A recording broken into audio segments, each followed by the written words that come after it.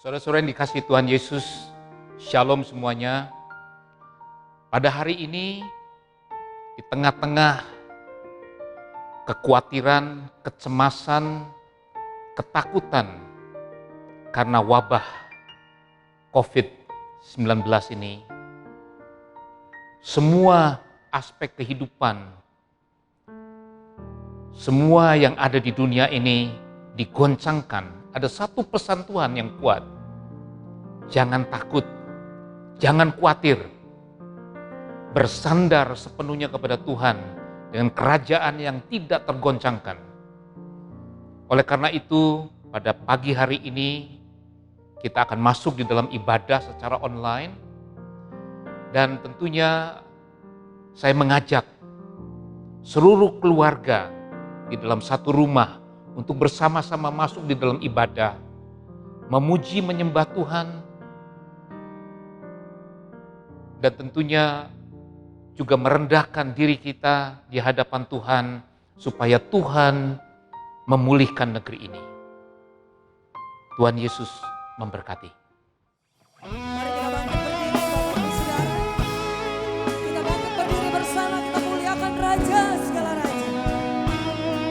Yesus Kristus Tuhan.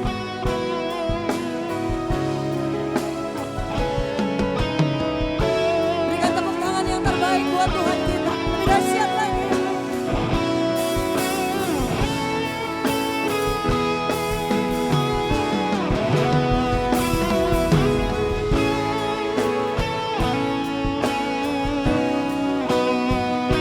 Kau dimuliakan Tuhan.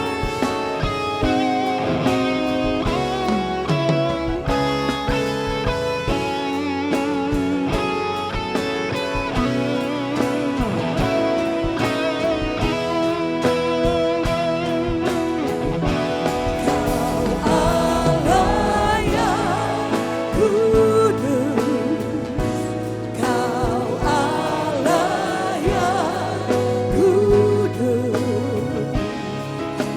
di takat suci-Mu kami menyembah. Nama-Mu disanjung, kuasa-Mu nyata sempurna. Kami puja Engkau Raja mulia. Allah yang kudus, Kau Allah yang kudus. Mari sembah Tuhan, saudara. Inilah ucapan syukur kita. Oh, di tata sucinya. Haleluya. Suci-Mu kami menyembah. Nama-Mu disanjung, kuasa-Mu nyata sempurna. Kami puja Engkau Raja mulia. Berikan tepuk tangan yang terbaik buat Tuhan kita. Allah yang kudus, Kau Allah yang kudus, di takat suci-Mu kami menyembah. Nama-Mu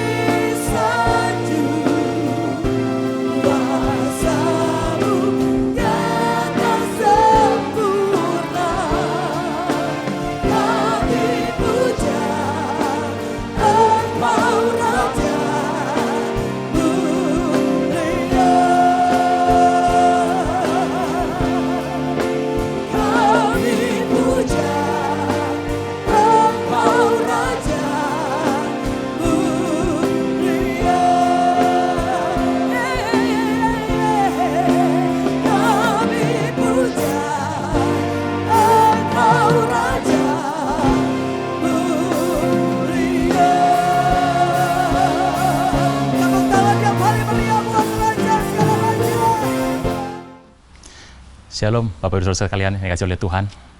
Hari ini, hari Minggu, 5 April 2020. Saya percaya bahwa dalam situasi apapun, Tuhan baik dalam kehidupan kita. Nah, saudara saya Tuhan, beberapa waktu yang lalu kita mendengar bicara mengenai Pentakosta ketiga. Kita mengerti bahwa kita adalah messenger yang Tuhan sudah tetapkan dalam kehidupan ini. Dan saya berdoa, Bapak, Ibu, dan saya adalah kurir-kurir untuk sebuah pesan kerajaan sorga di akhir zaman. Nah, saudara saya Tuhan, Bapak Ibu pernah mendengar perusahaan-perusahaan seperti FedEx, JNE, Tiki, ya kalau yang sekarang ini Grab atau Gojek. Inilah perusahaan-perusahaan yang sebetulnya adalah perusahaan pengantaran, kurir, jasa pengantaran. Nah, Bapak Ibu kalau melihat bagaimana kehidupan mereka bekerja sebetulnya adalah mereka mengantarkan barang, baik bisa melalui mobil ataupun juga truk atau juga menggunakan sepeda motor. Mereka mengantar barang kepada pemesan barang. Nah, kalau Bapak Ibu mengerti kehidupan yang terjadi dalam masa tugas mereka, seorang yang bekerja untuk sebuah perusahaan pengantaran, sebutlah seorang kurir, itu nikmat hidupnya Bapak Ibu. Kenapa? Ini zaman dulu ya, saya nggak tahu bagaimana perkembangan sekarang. Tapi yang baik adalah, pertama bahwa helmnya disediakan oleh perusahaan. Bahkan motornya, kendaraannya, di waktu yang lalu, itu disediakan perusahaan. Bajunya, jaketnya, sepatunya, dan jangan lupa makan siangnya. Itu disediakan perusahaan. Nah, coba bayangkan sebentar bagaimana kalau Bapak, Ibu, dan saya adalah kurir dari pesan kerajaan sorga di akhir zaman.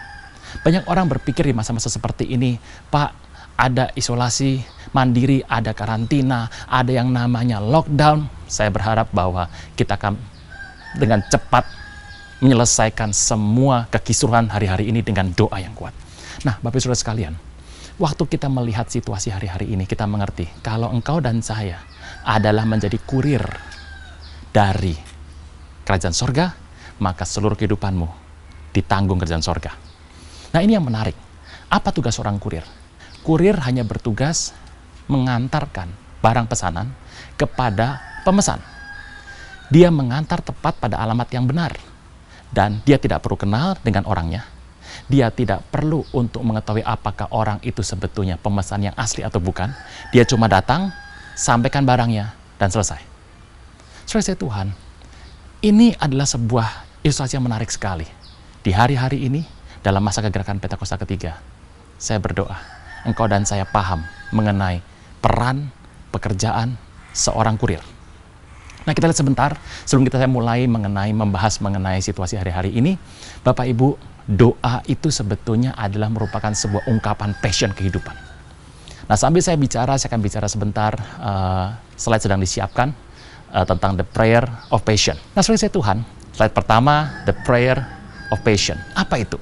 Passion itu adalah gabungan antara apa yang Anda cintai dan kemampuan Anda. Banyak orang kalau ditanya, Anda passionnya apa? Pak, saya ini passionnya nyanyi. Ditanya lagi, Anda sudah bikin berapa album? Enggak Pak, cuma di kamar mandi. Oh, itu bukan passion. Itu adalah obsesi Bapak Ibu. Apa itu passion? Passion itu adalah gabungan antara talenta kemampuan Anda dan hasrat hatimu. Nah, doa pun harus seperti itu. Nah, saudara saya Tuhan, coba kita masuk sebentar kepada slide nomor 2. Ada seorang anak di sana? Oke. Anak kecil ini usia tidak lebih dari 10 tahun. Namanya Henry. Ya, Anda tahu lah, ini kan orang Inggris Bapak Ibu ya. Orang Inggris itu namanya Edward, Theodore gitu ya, Albert, Arthur, Charles gitu ya. Ini namanya Henry. Nah, kita tahu bahwa pada zamannya dulu waktu orang Israel keluar dari penjajahan, kita tahu Romawi masuk, kemudian bangsa-bangsa lain masuk ke Yerusalem, dan mereka tersebar ke bangsa-bangsa lain, dan mereka tidak punya tanah. Bapak Ibu, kalau Anda pernah pergi ke tanah perjanjian, Anda pasti pernah melihat yang namanya Dome of Rock. Dome of Rock adalah sebuah bangunan yang berkubah emas yang dikenal dengan nama Masjid Omar. Nah, kalau Anda lihat, dulu kalau orang pergi ke sana, itu adalah sebuah bukit. Tahu dari mana Pak? Bapak Ibu kalau tahu Dome of Rock, dalamnya itu adalah sebuah puncak Gunung Moria. Jadi kalau Anda ke sana, kalau Anda bisa masuk, saya pikir tidak bisa semua orang bisa masuk ke sana Bapak Ibu. Itu dalamnya adalah batu yang bentuknya miring. Saya kurang tahu kira-kira berapa luasnya, mungkin sekitar 20 kali 20 meter. Itu batu yang miring, dan di tempat itulah puncak Bukit Moria, di mana Abraham pernah diminta Tuhan mempersembahkan anaknya. Nah, Anda bisa bayangkan, Abraham dan Ishak naik ke sana, itu tinggi sekali. Tapi kenapa kalau kita pergi ke Dome of Rock hari-hari ini, di Israel, itu Anda naik bis, jalan sedikit, sampai. Kok bisa, Pak? Kan dulu kan gunung, Pak. Kok sekarang dekat sekali? Ya, karena Yerusalem adalah kota yang dihancurkan dan dibangun 26 kali. Saudara Tuhan, waktu dibangun terus. Nah, apa yang menarik dari kisah ini? Waktu orang Israel terpencar ke semua bangsa, mereka lari paling banyak itu adalah ke Eropa. Inggris adalah tempat di mana orang Yahudi itu turun-temurun ada di sana.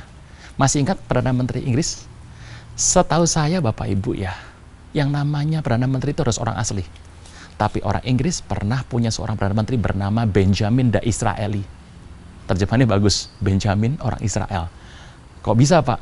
Ya, itulah sejarah. Bapak Ibu, yang menarik adalah kalau kita melihat anak ini adalah keturunan dari Yahudi. Saya nggak tahu betul keberapa, tapi ini anak punya doa. Nah, saya tuh mendukung Bapak Ibu untuk kalau berdoa itu benar-benar punya passion. Doa anak ini tiap malam, seperti doa anak Yahudi yang lain adalah, Tuhan, kasihan bangsa Israel nggak punya tanah. Pulangkan mereka kembali ke tanahnya supaya bisa menyembah Engkau. Simple. Tuhan, pulangkan bangsa Yahudi yang terserak ini ke tanah mereka supaya bisa menyembah Engkau. Doa anak di bawah 10 tahun setiap malam. Jangan remehkan doa anak kecil Bapak Ibu. Dan doa ini Tuhan jawab secara luar biasa. Oke, ini anak kecil, ingat baik-baik. Namanya siapa tadi? Henry. Oke, kita akan masuk ke slide ketiga. Bapak Ibu, Anda tahu Perang Dunia Kedua, itu tokoh besarnya, jenderal besarnya namanya adalah Jenderal MacArthur. Bintangnya 5, bukan 4, 5. Dia pernah melihat dari, saya lupa, satu hari dia melihat dari puncak Jayawijaya. Dia melihat ke Filipina, dan dia berkata, I shall come back. Kata-kata I shall come back menjadi kata yang sangat luar biasa sekali, fenomenal di mana-mana. Itu jenderal besar Perang Dunia Kedua dari Amerika Sekutu. Yang menarik, Anda sudah melihat tayangannya, ini adalah pahlawan Perang Dunia Pertama. Namanya Jenderal Edmund Allenby dari Inggris.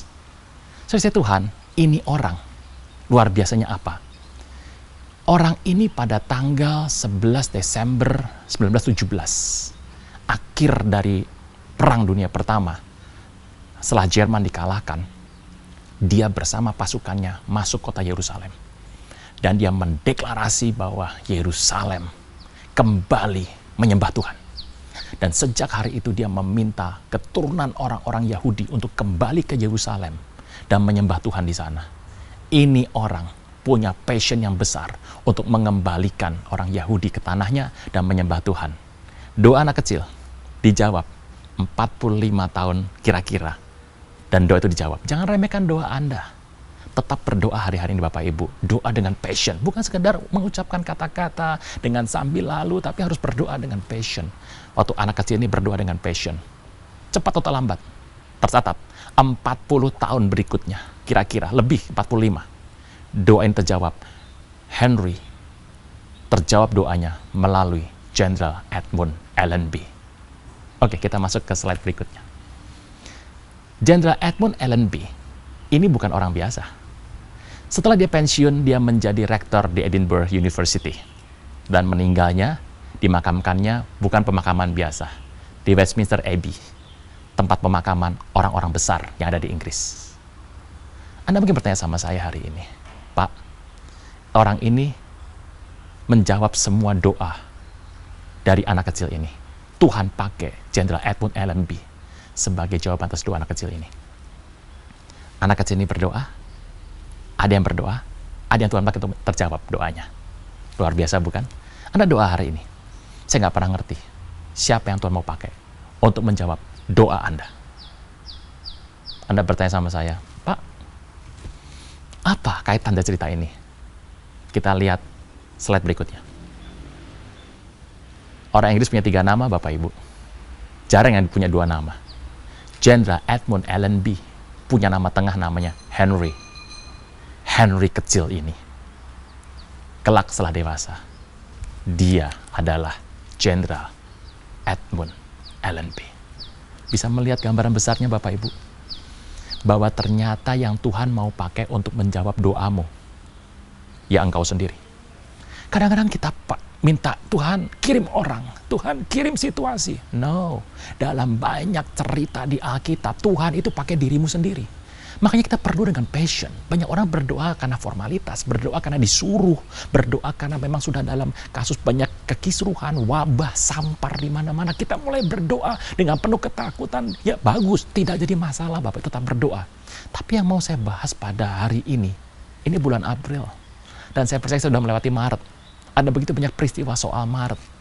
Tapi saya percaya, April, musim semi sudah tiba. Dan di bulan ini, kita merayakan peristiwa yang luar biasa sekali. Yahudi merayakan juga. Kita juga merayakan. Mereka merayakan Paskah. Dan kita punya Paskah yang luar biasa. Bangkitnya Tuhan Yesus dari kubur. Sebab dia hidup, Bapak Ibu. Masih ingat lagunya ya? Sebab dia hidup, ada hari esok. Kita tidak perlu gentar. Karena Tuhan pegang hari esok. Dalam hidup Anda dan saya, Tuhan pilih engkau dan saya. Mungkin untuk menjawab doamu sendiri. Pak, bagaimana dengan cerita-cerita di Alkitab, Pak? Ada banyak. Saya bagikan sebentar, Bapak Ibu. Kalau Anda pernah melihat Paulus, kita buka dalam Kisah 21 ayat ke-7. Saya tidak akan bagian semua karena dalam streaming ini tentu saja waktunya singkat. Kisah 21 ayat 7. Paulus itu pernah pergi ke Ptolemies. Satu hari dia menginap di rumah seorang hamba Tuhan bernama Filipus. Dia punya anak perempuan 4. Nabiah semuanya. Saya percaya kalau Anda pelayan Tuhan, keturunanmu juga pelayan Tuhan. 4 anak ini perempuan, gadis ini semuanya nabiah. Yang menarik adalah, ternyata ada seorang nabi lain datang ke rumah itu. Namanya Nabi Agabus. Dia mengambil ikat pinggang Paulus dan mengikat tangan dan berkata, pemilik ikat pinggang ini akan diikat dan akan dianiaya, akan mengalami yang peristiwa yang tidak enak. Anda tahu jawaban Paulus? Aku walaupun dinubuatkan pergi ke Yerusalem akan mengalami aniaya, masalah besar, tapi passionku adalah pertobatan. Dan dia berkata, jangan buat hatiku kecil. Aku tetap akan ke Yerusalem. Anda baca firman Tuhan Bapak Ibu. Paulus di Yerusalem dihabisi. Dia dianiaya, tidak mati, tapi dianiaya berat. Waktu saya membaca ini, kenapa Paulus sepertinya melawan nubuatan? Padahal Tuhan sudah sampaikan kalau kamu pergi, kamu akan disakiti. Tapi Paulus terus. Passionnya itu loh Bapak Ibu. Kita lihat sebentar firman Tuhan dalam Kisah 23 ayat 11. Satu hari ada pesan sorga kepada Paulus. Ada pesannya apa? Paulus, seperti engkau telah berani bersaksi di Yerusalem, tempat di mana dia disiksa, dihabisi itu. Demikianlah saat ini engkau harus pergi ke Roma untuk bersaksi tentang aku. Saudara saya Tuhan, setelah dia berani pergi Yerusalem, Tuhan tahu orang ini, Paulus, passionnya kuat untuk rencana sorga. Tuhan berkata, kalau engkau ke Yerusalem berani, orang Yahudi itu keras kepala, Paulus berani, Roma kecil. Dan Tuhan berkata, engkau ke Roma sekarang. Di Roma dia bertemu kelak dengan Nero. Dan dia akan dipenggal di sana. Saudara saya Tuhan, lihat kisah-kisah ini. Apa yang menarik di sana sebetulnya? Yang menarik adalah, sebetulnya kalau engkau berdoa dengan passion, Tuhan pakai dirimu sendiri untuk menjawab doamu. Makanya passion hidup ini harus selaras dengan kerjaan sorga. Musa itu pernah melihat orang Mesir dan orang Israel berkelahi. Dia bunuh orang Mesir, memang salah. Tapi passionnya menyelamatkan bangsa. Tuhan melihat hati anak ini. Tuhan melihat hati pemuda ini. Tuhan melihat hati hamba Tuhan ini. Hatinya untuk bangsa ini luar biasa. Apa yang dibuat? Satu hari Tuhan jadikan Musa sebagai pembebas bagi bangsa Israel. Tuhan pakai Musa sebagai seorang hamba Tuhan yang menuntun bangsa keluar dari Mesir. Mungkin Tuhan mau pakai hidupmu. Apa passionmu hari ini? Kalau engkau benar sungguh-sungguh dalam hidup ini, Tuhan pakai dirimu, saudara. Kalau Tuhan bisa pakai Jenderal Edmund Henry Allenby, Tuhan bisa pakai engkau. Tuhan pakai Paulus karena passionnya selaras dengan sorga. Oleh karena itu Bapak Ibu Saudara sekalian, saya melihat kita harus mencari rencana sorga itu apa. Pattern sorga itu apa. Kalau Anda ngerti pattern sorga dan Anda ada di sana, selaras, saya tahu itulah isi hati Tuhan. Luar biasa sekali. Saudara-saudara Tuhan, mari kita lihat sebentar. Kalau Anda sudah belajar mengenai seorang kurir, Anda belajar mengenai tadi cerita Perang Dunia Pertama, Anda belajar mengenai Paulus, Anda belajar soal Moshe. Lihat baik-baik. Saya teringat dengan sebuah kata yang luar biasa sekali Bapak Ibu. Dalam bahasa Ibrani, kata jubah atau mantel. Nah, kita ini orang-orang dari karismatik Pentakosta yang sekarang sedang beribadah hari-hari ini. Pentakosta klasik itu biasanya Bapak Ibu kita mengenal kata urapan, kata jubah, yaitu adalah sebuah tongkat estafet atau rencana Tuhan yang besar, atau seorang yang mau dipakai Tuhan dia diurapi. Nah, memang ada banyak yang menggunakan pengurapan secara spiritual, profetik, tapi ada juga teknis dengan misalnya menggunakan yang namanya minyak pengurapan. Semuanya bisa dilakukan, yang penting iman.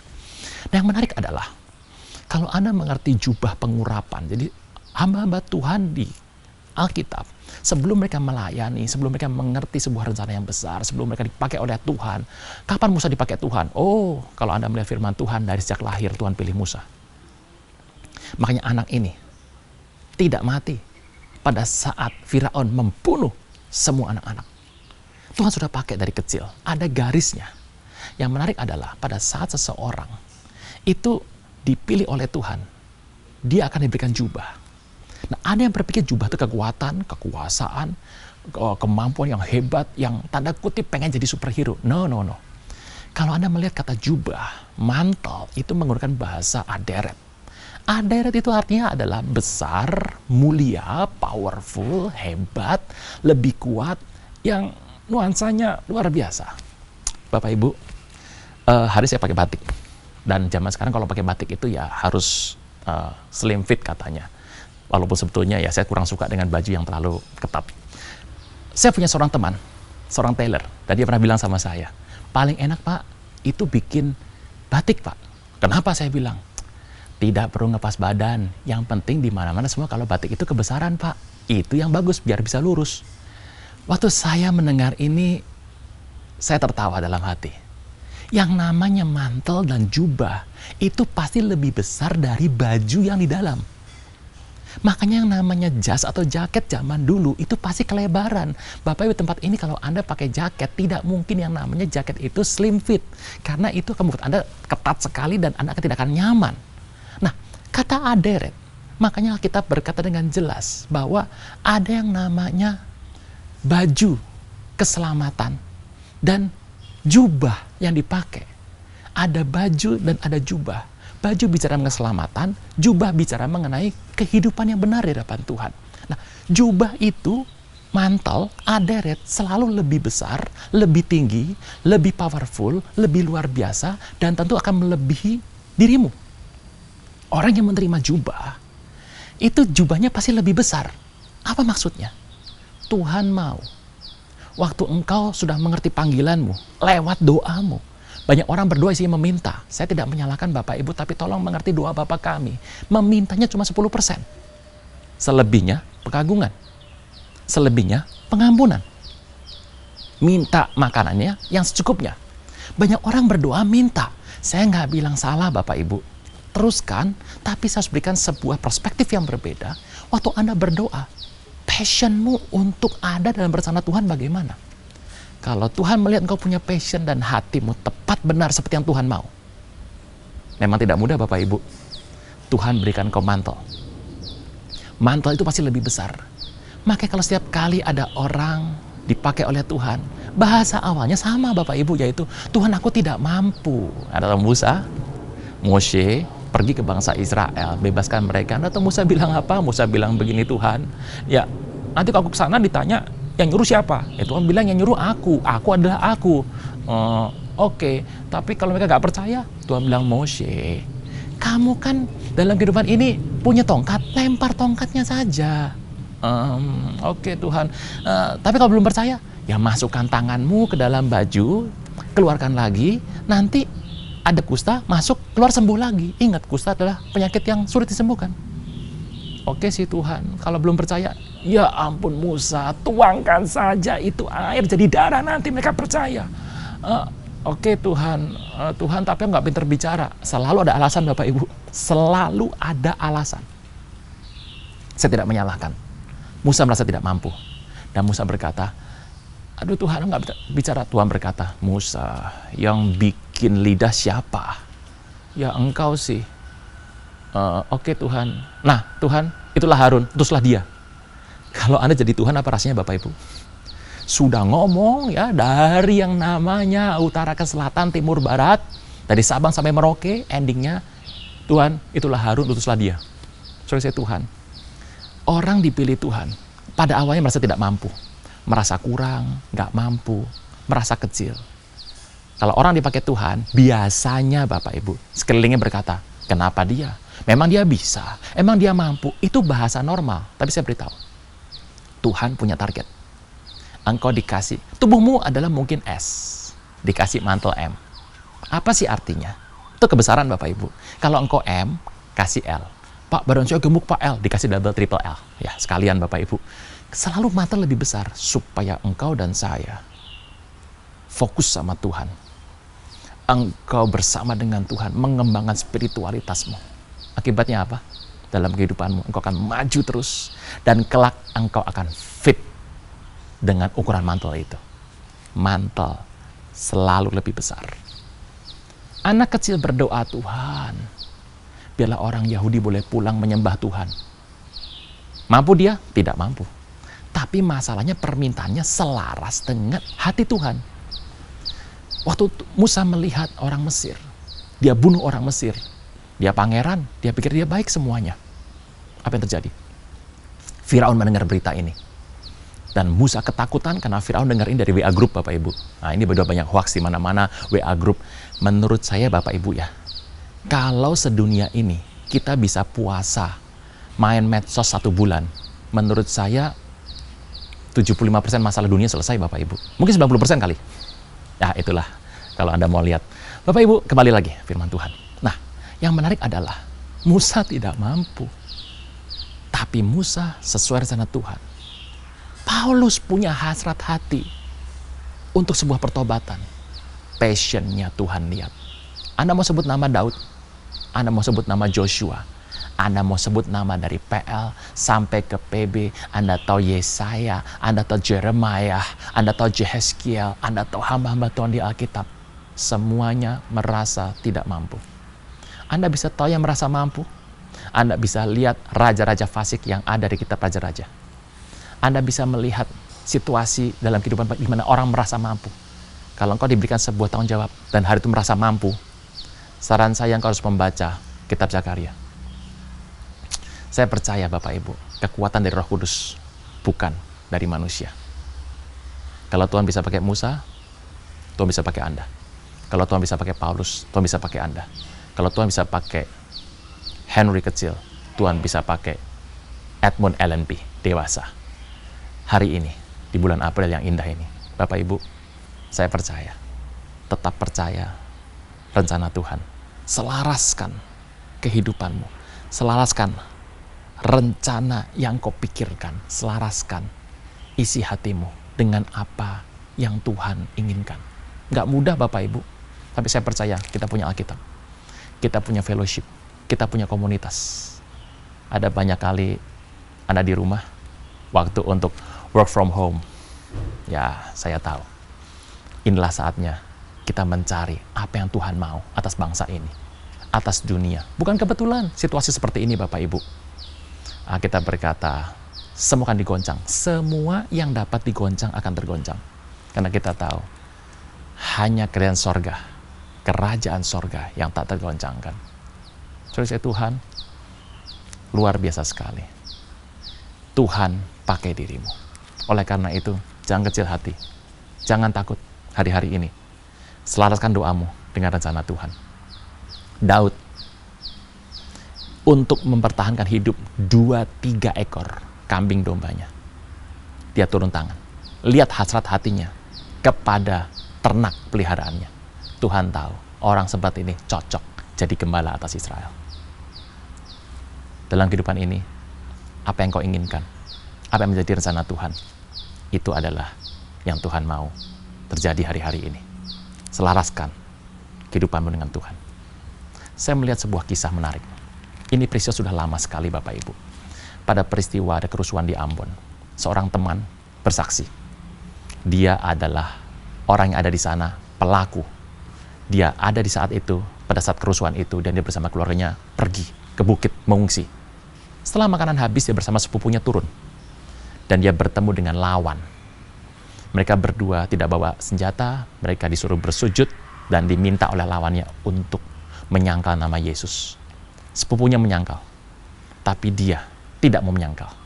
Saudara ini bernama Yohanes. Dia bersaksi, waktu itu saya mendengar kesaksiannya, karena dia sedang berjalan bersama dengan tim The Gideons, pencetak Alkitab itu, Perjanjian Baru. Nah, waktu dia ditanya untuk menyangkal Yesus, dia tidak mau. Bacokan pertama, kedua, ketiga, keempat, tubuhnya penuh dibacok. Dan dia mati di sana. Dia bersaksi pada saat dia mati, dia tutup matanya. Dia bangkit berdiri. Dia melihat Tuhan datang dan tersenyum kepadanya. Dan dia berkata, Tuhan, aku ingin sekali bersama dengan Engkau, aku nggak mau pulang lagi. Tuhan bilang, ini buat kamu. Dia menyaksikan ada sebuah kartu seperti ucapan Natal begitu. Dikasih, saya nggak tahu isinya apa. Dan Tuhan berkata, sekarang kembali, pulang. Saksikan mengenai aku kepada orang yang belum percaya. Pada saat dia bangkit kembali, dia tergeletak. Dia tidak bisa makan, dan karena itu sudah 3 hari meninggal. Dia bangkit kembali, tapi dia nggak bisa jalan. Tubuhnya penuh dengan bacokan dan luka itu sudah ada belatungnya. Dia bertahan hidup dengan meminum darah yang keluar dari mulutnya, dia minum kembali. Kakaknya turun dari gunung karena kok sudah 3 hari nggak balik adiknya. Dia bertemu kakaknya akhirnya berkata, aku akan cari bantuan untuk turun ke desa. Anak ini anak sekolah tinggi teologi ya. Ini yang dia bersaksi. Waktu dia pertama kali masuk sekolah tinggi teologi ya, dia mendapat sebuah firman. Firman yang pertama dia dapatkan adalah, orang yang tidak menyangkal aku di depan manusia, aku akan mengakui depan Bapa. Tapi siapa menyangkal aku akan menyangkal dia depan Bapa. Apa yang terjadi Bapak Ibu? Jadi ayat yang dia dapatkan waktu di sekolah tinggi teologi itu, ayat itulah yang dia hidupi dalam kehidupannya.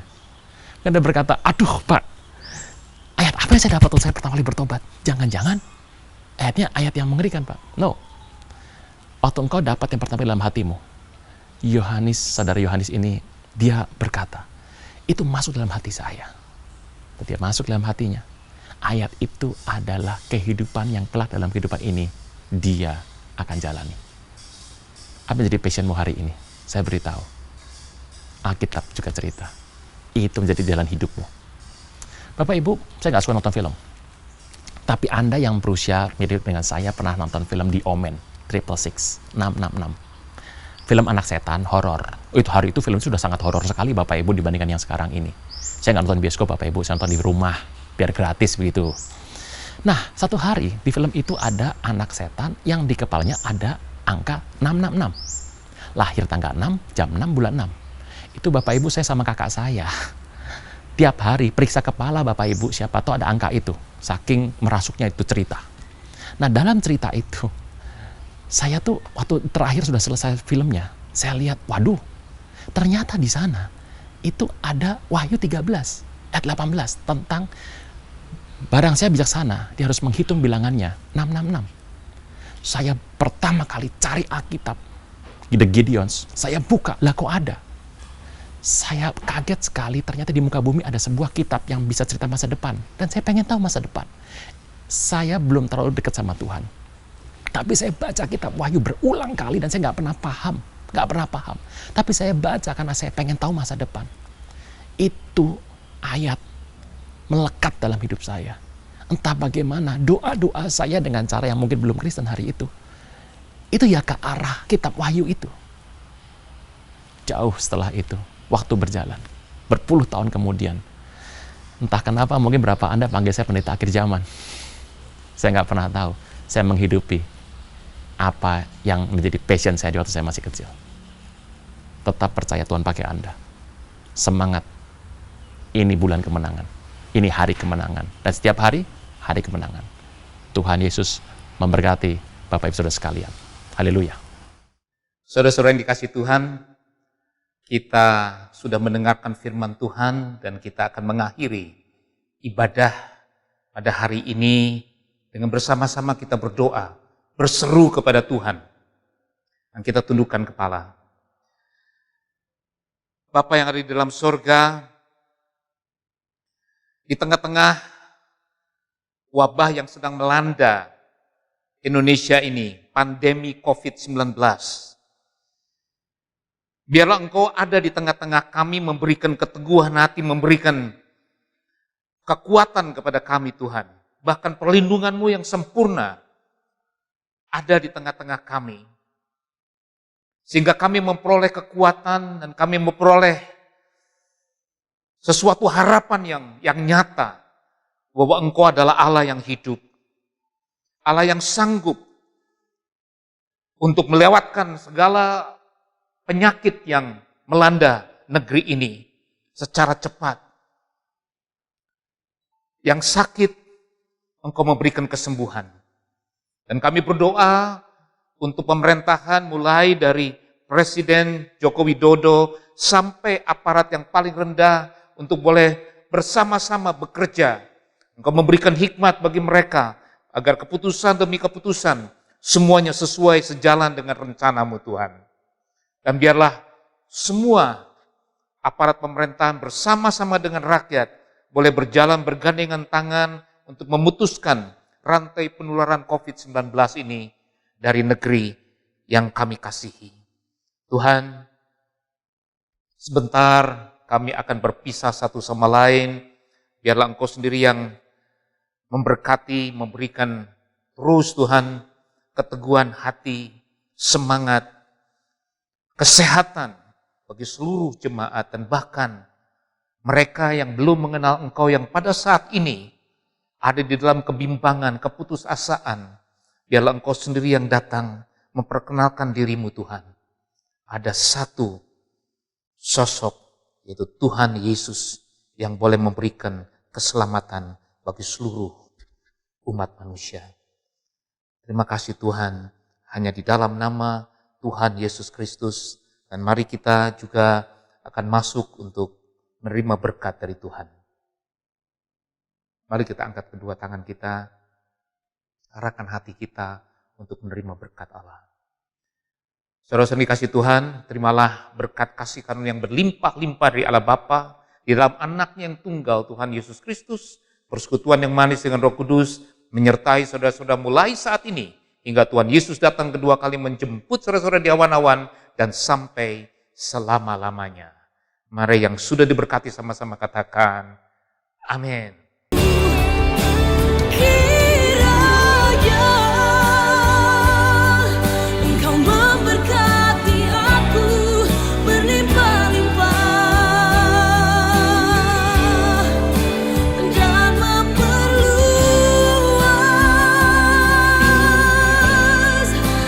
daerahku, dan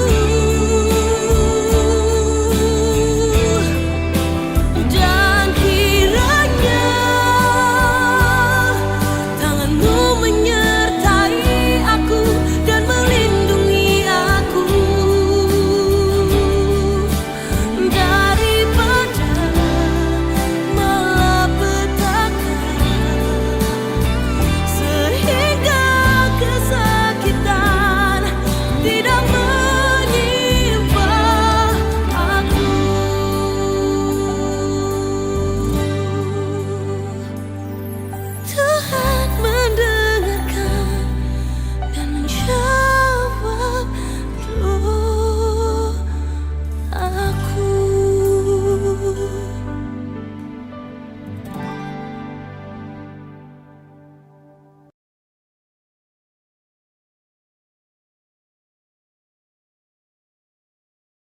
Saudara, kita memasuki tahun yang baru, tahun 2020. Ini adalah tahun dimensi yang baru.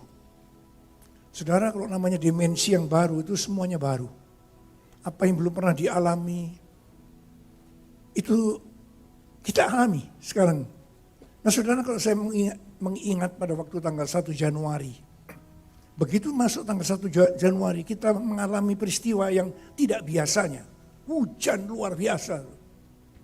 Jabodetabek banjir, bayangkan masuk tahun baru. Oh ini ada apa ya?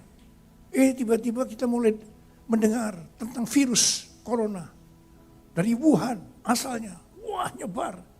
Dan sekarang jangan tanya, saya tadi pagi lihat di TV, ada 151 negara yang sudah terpapar dengan virus corona. Orang pada panik, bingung. Dan oleh WHO terus dinyatakan sebagai pandemi. Pandemi sudah menyebar dengan sebaran yang luas. Dan ini kalau sudah 151 negara ini bukan main. Saudara. Dan saudara kasih Tuhan, memang sesuatu yang luar biasa. Dikatakan ini virus ini bukan hanya akan berakibat pada kesehatan saja. Tetapi lebih daripada itu, sebetulnya hari-hari ini ekonomi yang sedang dihantam. So, kalau saya lihat pergerakan bursa saham, saya dengar, waduh ini sudah hancur-hancuran. Dan kita boleh dikatakan sudah mulai masuk dalam krisis ekonomi dunia. Saudara mungkin sekarang masih bingung soal coronanya, tapi sebentar lagi ini tentu akan lebih bingung lagi soal ekonominya. Dan kalau sudah ekonomi yang dihantam, ini ke semua sektor, kita nggak tahu. Tapi Tuhan katakan, ini adalah dimensi yang baru. Yang percaya katakan amin. Saudara, saya ingat bagaimana tuntunan Tuhan sejak pertama. Pada waktu itu pada waktu saya ngomong tentang tuntunan Tuhan yang saya ngomong, itu orang cuma, karena belum kejadian, belum terjadi. Tapi sekarang saya percaya apa yang Tuhan tuntun sejak awal tahun itu amin. Ini benar, amin, pasti begitu. Saudara, saya ingat pada waktu tanggal 1 Januari saya khotbah, itu dari 2 Korintus 4 ayat 18, ayat 13. Itu berbicara tentang apa? Paulus berkata, karena aku percaya, maka aku berkata-kata. Karena aku percaya, maka aku berkata-kata. Nah, pesan Tuhan pada waktu itu, kita diminta untuk memperkatakan firman Tuhan karena kita percaya. Kalau kita memperkatakan firman Tuhan karena kita percaya, terjadilah seperti apa yang kita katakan. Dan waktu itu saya ingat pertama-tama yang saya ajak ngomong Mazmur 91. Saya boleh tanya sama saudara, ada berapa banyak yang memperkatakan Mazmur 91 tiap hari? Wow. Apa katakan saudara? Ini penting. Ini penting. Saya ingat beberapa tahun yang lalu, saya nggak tahu apa kita yang memulai ini. Yang mulai memperkatakan, ayo perkataan, wah saya dikecam habis-habisan. Ini mantra kayak, jampi-jampi kayak. Tapi sekarang kita tahu, ini mempersiapkan hari-hari ini. Saudara, ayo, apa kita mau memperkatakan sama-sama? Kita perkatakan sama-sama ya. Yuk, 1, ada di belakang kita baca. 1 dengan sungguh-sungguh. Karena kita percaya, kita perkatakan ini. 1, 2, 3. Orang yang duduk dalam lindungan yang maha tinggi dan bermalam dalam naungan yang maha kuasa akan berkata kepada Tuhan, tempat perlindunganku dan kubu pertahananku, Allahku yang kupercayai. Sungguh dialah yang akan melepaskan engkau dari jerat penangkap burung, dari penyakit sampar yang busuk. Dengan kepaknya ia akan melindungi engkau. Di bawah sayapnya engkau akan berlindung. Kesetiaannya oleh perisai dan pagar tembok. Engkau tak usah takut terhadap kedahsyatan malam, terhadap panah yang terbang di waktu siang, terhadap penyakit sampar yang berjalan di dalam gelap, terhadap penyakit mengular yang mengamuk di waktu petang. Walau 1000 orang rebah di sisimu dan 10.000 di sebelah kananmu, tapi itu tidak akan menimpamu. Engkau hanya menontonnya dengan matamu sendiri dan melihat pembalasan terhadap orang-orang fasik. Sebab Tuhan dialah tempat perlindunganmu. Yang maha tinggi telah kau buat di perteduhanmu. Malapetaka tidak akan menimpa kamu. Dan tulah tidak akan mendekat pada kemahmu. Sebab malaikat-malaikatnya akan diperintahkannya kepadamu untuk menjaga engkau di segala jalanmu. Mereka akan menatang engkau di atas tangannya, supaya kakimu jangan terantuk pada batu. Singa dan ular terungan kau tangkai. Engkau akan menginjak anak singa dan ular naga. Sungguh hatinya melekat kepadaku, maka aku akan meluputkannya. Aku akan membentenginya, supaya ia mengenal namaku. Bila ia berseru kepadaku, aku akan menjawab. Aku akan menyertai dan desakan. Aku akan meluputkannya dan memuliakannya. Dengan panjang umur akan kukenyangkan dia.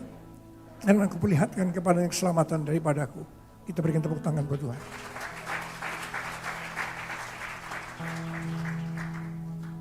Saudara, ini janji kepada orang yang hatinya melekat sama Tuhan. Orang yang hatinya melekat sama Tuhan itu akan menjadikan Tuhan tempat perlindungan kita. Menjadikan Tuhan tempat kubu pertahanan kita. Saudara, untuk orang yang seperti ini Tuhan berkata, engkau enggak perlu takut terhadap kedahsyatan malam, terhadap panah yang terbang di waktu siang, terhadap penyakit sampar yang berjalan di dalam gelap, terhadap penyakit menular yang mengamuk di waktu petang, di mana sekarang dikenal sebagai virus corona. Enggak usah takut. Amin. Kita memang waspada. Kita harus mengikuti aturan yang sudah diberikan. Cuci tangan ya cuci tangan, betul? Apa saja, ikutin. Tapi nomor satu, jangan terlalu ketakutan. Sebab kita punya tempat perlindungan kita. Namanya Tuhan Yesus Kristus. Kita berikan tepuk tangan buat Tuhan. Aku percaya berkat-Mu atasku melimpah, kebajikan, kemurahan selalu mengikutiku. Ku puji selamat Tuhan. Saudara, luar biasa. Tuhan janji, walau 1000 orang rebah di sisimu, 10.000 di sebelah kanan, tapi itu tidak akan menimpamu. Kau hanya menontonnya dengan melihat pembalasan terhadap orang fasik. Kita amini. Walau 1000 rebah di sisiku, kau tetaplah Allah penolong. Walau 10.000 rebah di kananku, takkan ku goyah, sebab Yesus sertaku. Walau 1000 rebah di sisiku, kau tetaplah Allah penolongku. Walau 10.000 rebah di kananku, takkan ku goyah, sebab Yesus sertaku. Takkan ku goyah, takkan ku goyah, sebab Yesus sertaku. Takkan ku goyah, sebab Yesus sertaku.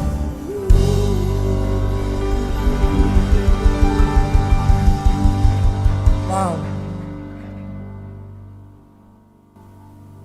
Karena aku percaya, maka aku berkata-kata. Perkatakan tiap hari. Saya sudah bertahun-tahun memperkatakan Mazmur 1-2 kali sehari, pagi dan malam hari. Saya terus perkatakan. Dan itu terus, meskipun ini sudah berakhir, misalnya nanti terus perkatakan. Memang di akhir zaman, di hari-hari ini, kita perlu memperkatakan itu. Saudara, yang kedua, waktu itu saya diingatkan, kita diminta untuk memperkatakan Mazmur 118 ayat 8. Nanti kita perkatakan bersama-sama. Saudara, Mazmur 118 ayat 8 ini ayat tengah Alkitab. Kalau saudara mau tanya ayat tengah Alkitab yang mana, yaitu Mazmur 118 ayat 8. Sudah muncul belum? Belum. Oke, ayo kita baca. 1, 2, 3. Lebih baik berlindung pada Tuhan daripada percaya kepada manusia. Katakan amin. Ada beberapa yang berkata, amin. Saya percaya Tuhan. Saya perkatakan, lebih baik berlindung pada Tuhan daripada percaya kepada manusia. Keadaan saudara akan lebih baik kalau saudara berlindung atau berharap hanya kepada Tuhan. Bukan berlindung atau berharap pada manusia. Termasuk menghadapi keadaan sekarang ini. Saudara, memang yang ramai coronanya, tapi sebentar lagi ekonominya. Ini yang akan lebih berat. Sebab dengan ekonomi sekali lagi itu akan menghantam semua sektor. Tapi kita berkata, lebih baik berlindung pada Tuhan daripada percaya kepada manusia. Katakan amin. Saudara, sesuai dengan Yesaya 40 ayat 30 dan 31, di situ dikatakan, kalau kita tuh berharap sama Tuhan, kita memasuki tahun 2020 akan diberi kekuatan baru. Kekuatan yang melebihi anak-anak muda. Kita berlari, tidak menjadi lesu. Kita berjalan, tidak menjadi lelah. Saudara, saya percaya memasuki tahun 2020, hari-hari kalau sudah melihat ini, rasa lelah. Rasanya letih lesu, betul? Tapi jangan, saya percaya kalau kita berharap sama Tuhan, kita akan diberikan kekuatan baru. Kita berlari, tidak menjadi lesu. Berjalan, tidak menjadi lelah. Orang yang berharap diperbarui kuatnya, terbanglah dengan sayap Raja Wali. Berlari tiada pernah, berjalan tiada lelah. Ajaku harapkan Tuhan. Sekali lagi. Orang yang berharap diperbarui kuat, terbanglah dengan sayap Raja Wali. Tiada pernah, berjalan tiada lelah. Ajaku harapkan Tuhan. Ini Mazmur 37 ayat 23 dan 24. Orang yang berkenan kepada Tuhan, itu adalah orang yang berharap sama Tuhan. Dia bisa jatuh. Bisa jatuh ke dalam pencobaan, masalah. Tapi Tuhan janji. Boleh jatuh, tapi tidak sampai tergeletak. Sebab Tuhan menopang tangannya. Katakan amin. Tuhan menetapkan langkah-langkah orang yang hidupnya berkenan kepadanya. Apabila ia jatuh, tak sampai tergeletak. Sebab Tuhan menopang tangannya, tangannya, tangannya, tangannya, oh tangannya, tangannya. Sebab Tuhan menopang tangannya. Apabila ia jatuh, tak sampai tergeletak. Sebab Tuhan menopang tangannya. Angkat tangan saudara. Sebab tanganku. Sebab Tuhan menopang tanganku. Sebab Tuhan menopang tanganku. Sebab Tuhan menopang tanganku.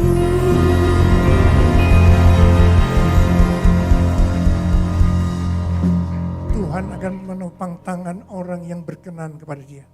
Yaitu orang yang berharap kepada Tuhan. Ada berapa banyak orang yang seperti itu? Berarti kepada kita semua. Berikan tepuk tangan buat Tuhan.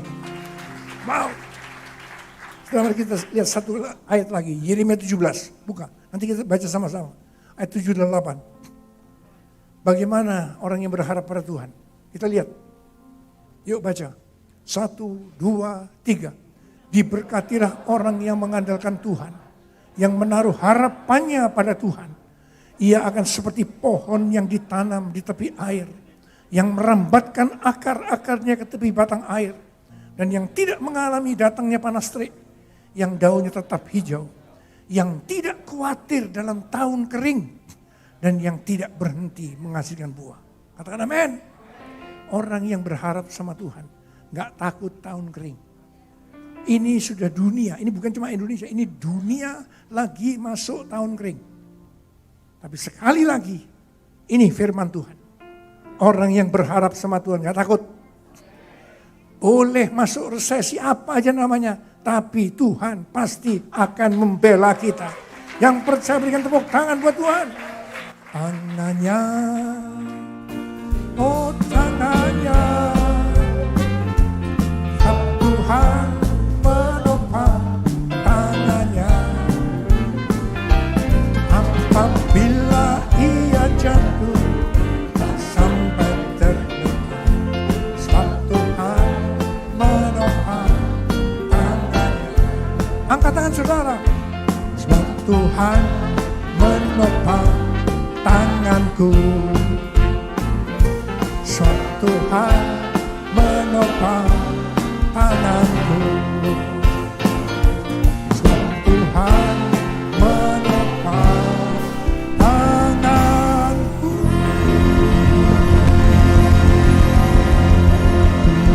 Katakan haleluya. Katakan berikan tepuk tangan sekali lagi buat Tuhan. Haleluya. Yuk kita hadapi hari-hari ini dengan janji firman Tuhan. Itu firman Tuhan. Dan kita percaya, kita perkatakan. Dan itu terjadi dalam kehidupan kita. Saudara, ketika memasuki tahun 2020, Tuhan memberikan tema untuk tahun 2020. Bahwa tahun 2020 itu adalah tahun dimensi yang baru. Memang arti dimensi luar biasa, sekarang kita masuk dimensi yang baru. Artinya sesuatu yang baru. Yang gak pernah kita pikir, gak pernah kita alami, ini yang terjadi. Benar ternyata. Tapi Tuhan memberikan kepada kita pengertian waktu itu. Bahwa dimensi berbicara tentang ukuran. Kalau Tuhan berjanji memberikan dimensi yang baru dalam kehidupan kita. Itu artinya Tuhan akan memberikan dimensi yang baru, yang lebih besar, yang lebih baik dalam seluruh aspek kehidupan kita. Katakan amin. Jangan lihat keadaan ini. Jangan. Keadaan boleh berjalan, tapi Tuhan janji seperti ini. Ada berapa banyak yang percaya? Saya ingat, saudaraku. Ini tema saya dapatkan pada waktu 2 atau 3 bulan sebelum 2019 berakhir. Sekitar jam 2-3 pagi. Saya tuh bangun. Tiba-tiba Tuhan berbicara kepada saya. Dimensi. Dimensi. Wah, saya bangun. Iya, dimensi. Tuhan, Engkau belum kasih tema untuk tahun 2020 ya Tuhan. Apa dimensi ini ya? Dimensi. Enak Tuhan. Saya ngomong-ngomong sama Tuhan. Saya coba, tahun 2020 adalah tahun dimensi yang baru. Wah enak.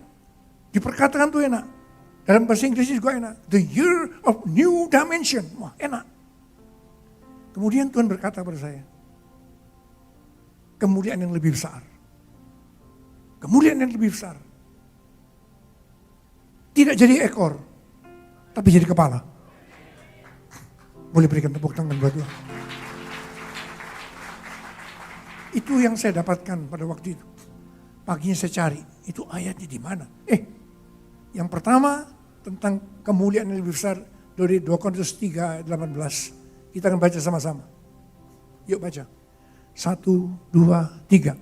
Dan kita semua mencerminkan kemuliaan Tuhan dengan muka yang tidak berselubung.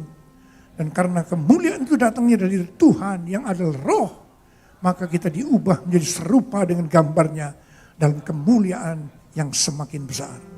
Saudara, ini berkat secara rohani. Tuhan akan memberikan kepada kita kemuliaan Tuhan yang lebih besar. Asal kita makin menjadi serupa dengan gambarnya. Atau bisa dibalik. Karena kita menjadi serupa dengan gambarnya, maka kemuliaan Tuhan yang ada di dalam kita akan semakin besar. Ini dimensi yang baru yang Tuhan mau kita lakukan. Bagaimana supaya ini terjadi? Kita harus makin intim dengan Tuhan. Kalau saudara makin intim dengan Tuhan, saudara akan makin serupa dengan gambarnya. Itu artinya kemuliaan yang Tuhan yang ada di dalam kita itu akan menjadi semakin besar. Ini berkat secara rohani. Ini yang penting memasuki tahun ini. Dan saudara, kemudian yang tadi itu, Ulangan 28 ayat 13 dan 14. Kita baca. 1, 2, 3. Tuhan akan mengangkat engkau menjadi kepala dan bukan menjadi ekor. Engkau akan tetap naik dan bukan turun. Apabila engkau mendengarkan perintah Tuhan Allahmu yang kusampaikan pada hari ini, kau lakukan dengan setia. Dan apabila engkau tidak menyimpang ke kanan atau ke kiri dari segala perintah yang kuberikan kepadamu pada hari ini, dengan mengikuti Allah lain dan beribadah kepadanya. Saudara, ini berkat secara jasmani, secara materi, bukan jadi ekor, jadi kepala, bukan turun, tapi naik. Ini Tuhan janjikan. Berikan tepuk tangan dulu buat Tuhan, boleh? Tetapi ini Tuhan janjikan hanya kepada orang-orang yang menjadi serupa dengan gambarnya. Amin. Saudara, ini penting. Saya ingat Pak Kim Seng. Saya tahu Pak Kim Seng ya? Tahu? Ada yang tahu? Pak Kim Seng ini salah satu pendoa syafaat di tempat kita. Dia sakit waktu itu, waktu mendekati kesembuhannya, dia tuh dapat pengalaman yang belum pernah dia alami seumur hidupnya. Dia dibawa ke sorga. Pada waktu dia turun dari sorga, diam, Tuhan mulai bicara sama dia. Dan salah satu yang Tuhan bicara, bahwa anakku, kata Tuhan, yang sungguh-sungguh dengan aku, yang mengerti akan rencanaku, aku akan memberikan kepada mereka berkat secara materi. Senang gak kira-kira? Pura-pura gak senang. Kalau senang berikan tepuk tangan dong ke Tuhan. Jangan boleh katakan, wuh. Berikan tepuk tangan lebih keras lagi.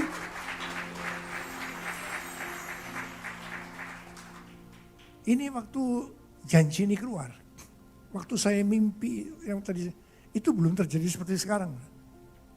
Ini gak kebayang kalau akan terjadi begini. Dan kita kok menghadapi keadaan seperti ini. Materi berarti ekonomi seolah-olah akan berlawanan dengan keadaan ekonomi. Nanti lihat saja. Sudah boleh lihat. Benar gak yang Tuhan ngomong? Asal engkau sungguh-sungguh tahu rencana Tuhan kemana. Ini kita memasuki Pentakosta ketiga. Mau perkataan bersama-sama Pentakosta ketiga. Mau ditayangkan kita perkataan sama-sama. Yuk. Baca, 1, 2, 3. Pentakosta ketiga adalah pencurahan Roh Kudus yang dahsyat di zaman now. Melebihi yang terjadi di Azusa Street. Pentakosta ketiga akan mengakibatkan penuaian jiwa yang terbesar dan terakhir sebelum Tuhan Yesus datang kembali. Pentakosta ketiga akan membangkitkan generasi Yeremia, yaitu anak-anak muda yang dipenuhi Roh Kudus. Cinta mati-matian kepada Tuhan Yesus. Tidak kompromi terhadap dosa dan akan bergerak menangkan jiwa. Pentakosta ketiga lahir di Indonesia. Katakan amin. Dan bergerak ke bangsa-bangsa. Gerakan ini dari timur ke barat dan akan kembali ke Yerusalem. Pentakosta ketiga akan memberikan kuasa untuk menyelesaikan amanat agung. Dan setelah itu Tuhan Yesus datang kembali. Semua diberkati Tuhan. Ada berapa banyak? Ini Tuhan janji. Bukan memang kita ingin, tapi Tuhan janji bagi orang yang sungguh-sungguh.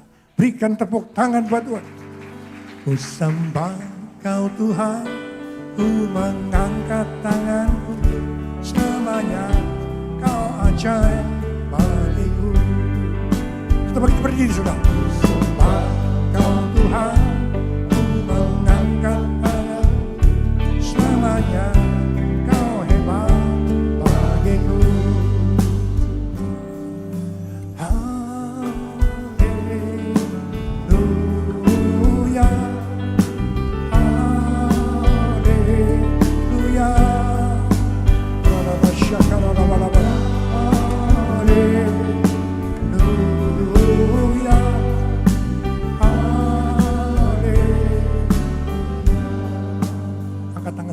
Saya berdoa buat saudara. Kau lihat tangan-tangan yang terangkat Tuhan. Mereka akan diberkati. Mendapatkan pengurapan dalam kebaktian ini. Mendapatkan pesan-pesan Tuhan. Terima. Sekarang terima. Apa yang Tuhan janjikan. Terima, terima, terima, terima. Diberkati 100 kali lipat. Engkau dibentengi dari sakit penyakit. sakit. Walau 1000 orang di bersisimu, 10.000 tapi itu tidak menimpamu. Terima.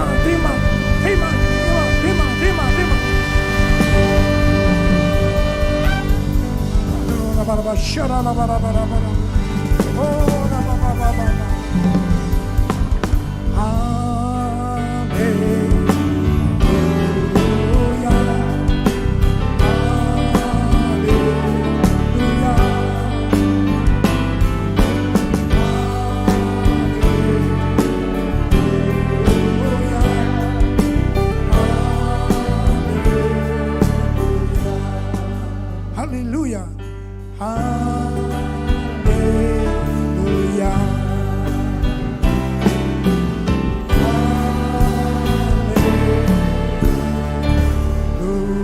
Haleluya.